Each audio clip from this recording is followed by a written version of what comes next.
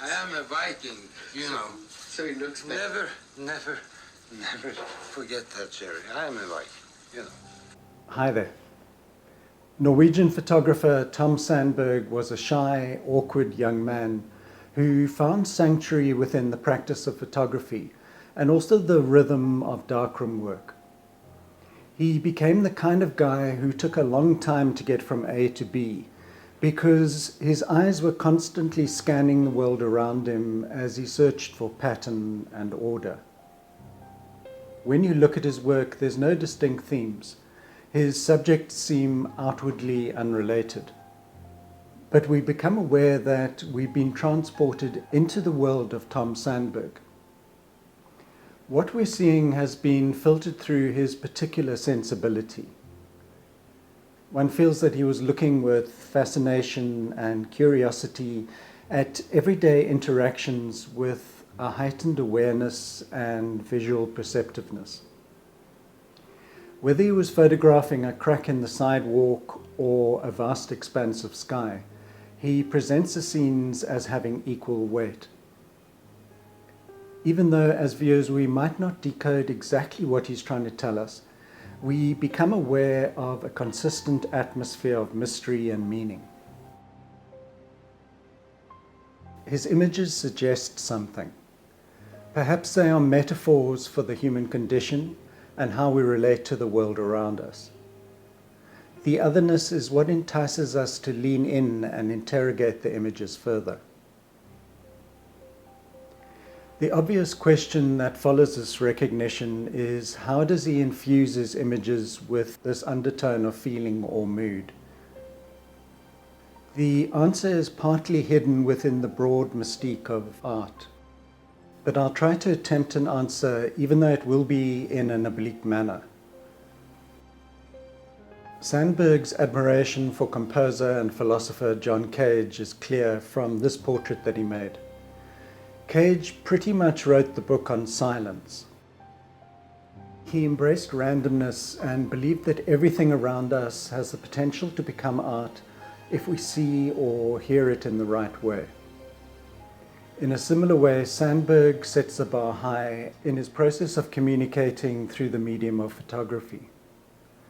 But it isn't just up to him to step up for this interaction. He's relying on the viewer to be receptive to the spirit of his message. Like Cage, Sandberg blurred the lines between art and spirituality as he produced his ghostly prayers. Just in case you think I might be getting a little bit too esoteric, I'm going to bring the discussion back to earth. Trying to find the right words for this explanation makes me feel a bit like Bob Dylan's Mr. Jones. As Bob says, you know something is happening, but you don't know what it is. If you stay with Sandberg's images long enough, you can feel that something is happening. But Sandberg isn't letting us know exactly what's going on. Rather, he wants us to enter space that's only momentarily in balance, surrounded by uncertainty. Psychologists tell us that occupying the region between order and chaos is the optimal balance to hold. In this state, we're at our most receptive creatively. Sandberg was born in 1953 in a place called Narvik, which is north of the Arctic Circle. And he described the light in this part of the world, saying, "It's so dark and dull there. You do reach for the light. It's in your body to do so." The act of reaching for the light is everywhere in Sandberg's work. In his youth, he was a bit of a punk rocker. He organized music events and lived off food given to him by his friends who worked in restaurants. He managed to earn a bit of money working as an assistant dog catcher and also loading frozen pig carcasses into trucks. He was interested in pursuing photography, but in Norway during that time, photography wasn't widely regarded as an art form. So he studied at Trent Polytechnic in England, where he was lucky enough to be taught by Minor White. It seems to happen again and again that impressive photographers have, at some time in their lives, been influenced by mentors who push themselves beyond the ordinary. It was probably from him that Sandberg learnt that it's possible to suggest something without providing a punchline. This simple picture of a girl with pigtails takes on an alien's gaze, as if they would use this image to report back to planet Zog about human hairstyles. When we do see figures in his landscapes, they're nearly always alone, and we're left with a feeling of isolation. This is probably his most famous picture. It highlights a strong theme in his work, a sense of life in balance or suspended vulnerability. The giant head dominates the image, but the child remains fragile, as if it was just washed up to the shore by the tides. The life in balance theme continues with this image. It was the first time he had manipulated photographs by removing the landing gear and wheels. The plane seems to be in perfect harmony with the land. On a superficial level, it's a calm scene. But then we become aware that a disaster is going to take place in the next few seconds as the plane crash lands on the runway.